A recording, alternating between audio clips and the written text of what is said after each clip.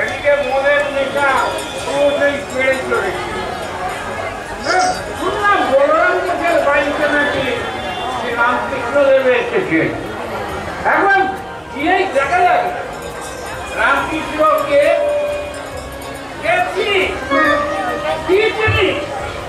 জানি না।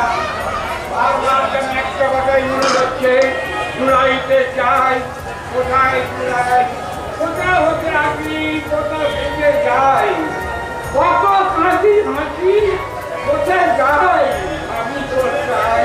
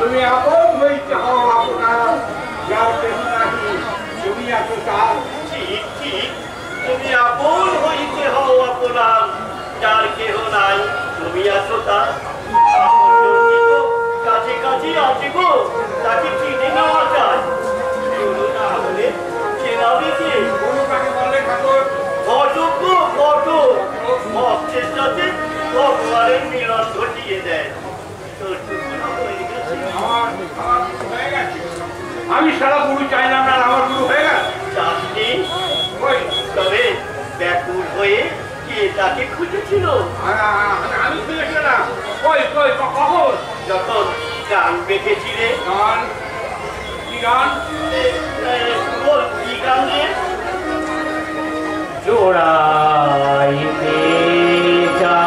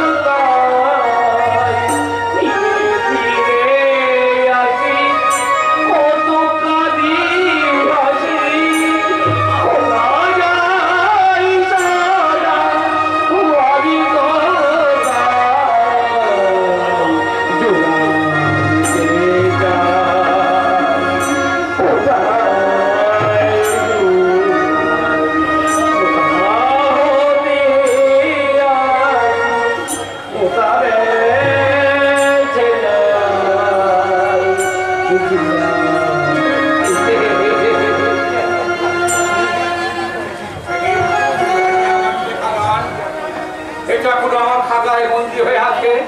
আপনি জানলেন কি করে ঠাকুর? লুকিয়ে রাখা যায় তো? যাও, লোকের উপকার হবে। আরো 100 কর।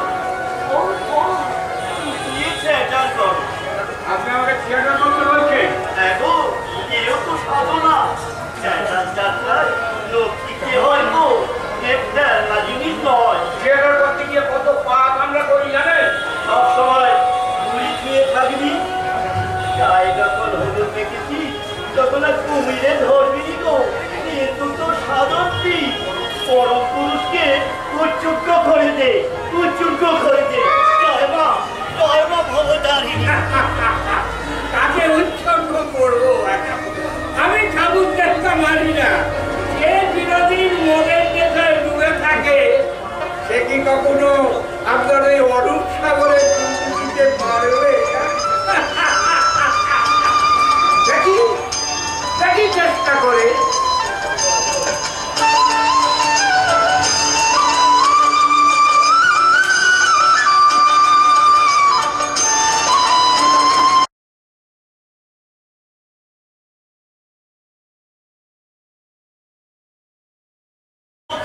পুজো এখনো আরম্ভ করেই যায়নি। আজকে আমাকে বেল পাতা আর জবা দুটো মালা খেতে আসতে হয়েছে।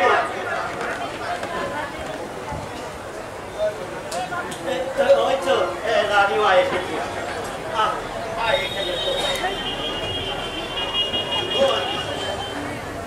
একখানা গান শোনা তো।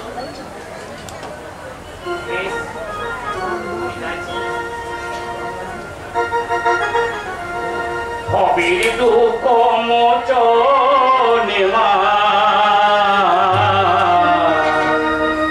হলেন ভবতারিণী।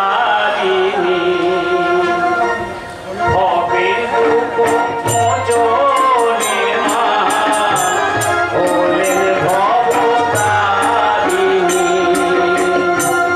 পূজা তুমি অন্ন দিতে, পূজা তুমি অন্ন দিতে, অন্নপূর্ণা তারিণী। ভবের দুঃখ মোচনে মা হলেন ভবতারিণী। ভবের দুঃখ মোচনে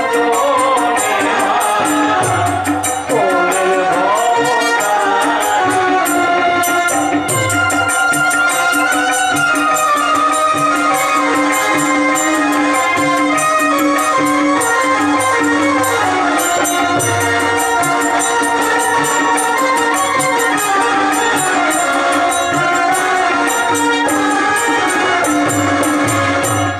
কালের বুকে ন্যাংটা কালী দাঁড়িয়ে আছে মুন্ডমালী। কালের বুকে ন্যাংটা কালী দাঁড়িয়ে আছে মুন্ডমালী। অসুর রূপালী পুনাছে, অসুর রূপালী।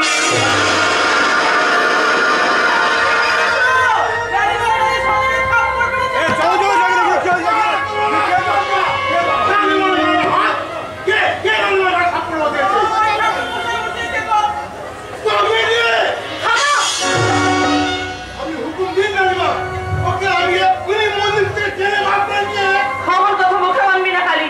বিনা কারণে গুরু কখনো শিষ্যকে চড়মাতে পারেন না। বাবা, ওর কোনো দোষ নেই বাবা। আমি মা ভবতারিণীর মন্দিরে এসেও চোখ বুঝে মন দিয়ে ধ্যান করতে পারিনি। কেবলই কালকে হাইকোর্টে আমাদের যে মামলাটা চলছে তাই নিয়ে চিন্তা করছিলাম। সেই কথা বুঝতে পেরে ঠাকুর আমার গায়ে হাত তুলেছেন। তোমরা তোমরা সকলে ওর কাছে ক্ষমা চেয়ে নাও, এখনই ক্ষমা চেয়ে নাও।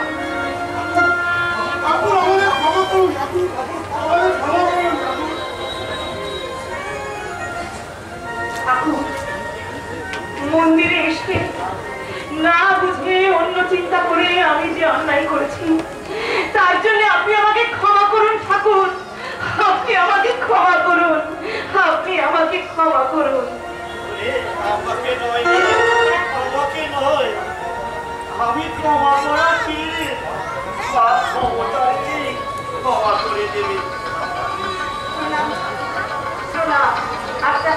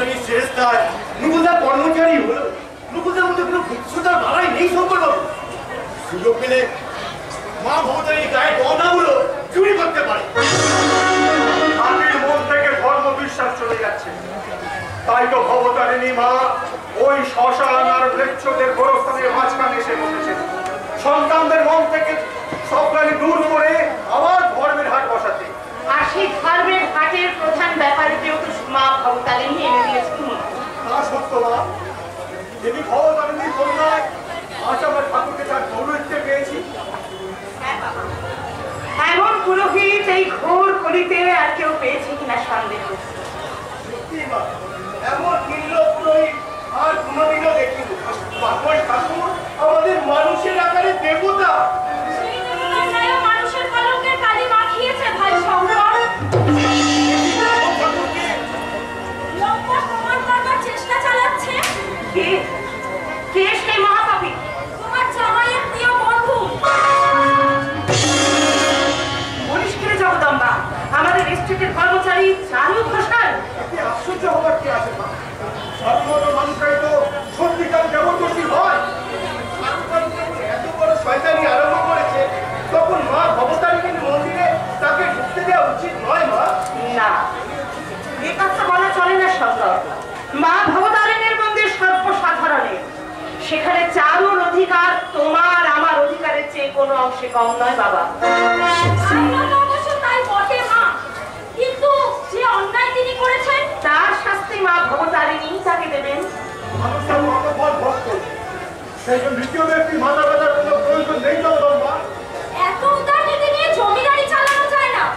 এ কথা আজ যা বললি জগদম্বা, কোনোদিনও মুখে আনিস না মা।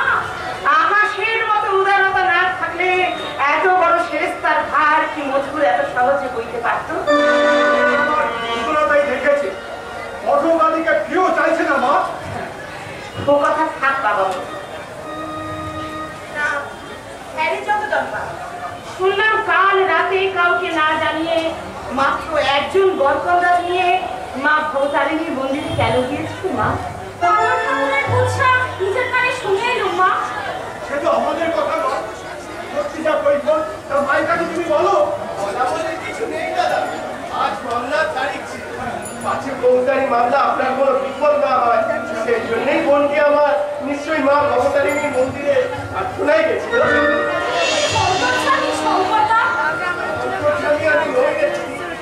এই বাড়ির রীতিনীতি আমি জানি। বর্তমানে কোনো বিপদ সামনে এলে পাগল ঠাকুর ছাড়া আর তোদের কোনো গত্যান্তর নেই রে। ঠিক বলেছো বাবা, তুমি ঠিক বলেছো। সাহেব কোম্পানির সঙ্গে মামলার কথা অনেক আগে আমাদের ঠাকুরকে জানানো উচিত ছিল। আর তা করিনি বলেই বোধহয় ঝামেলা এত বেড়ে গিয়েছে।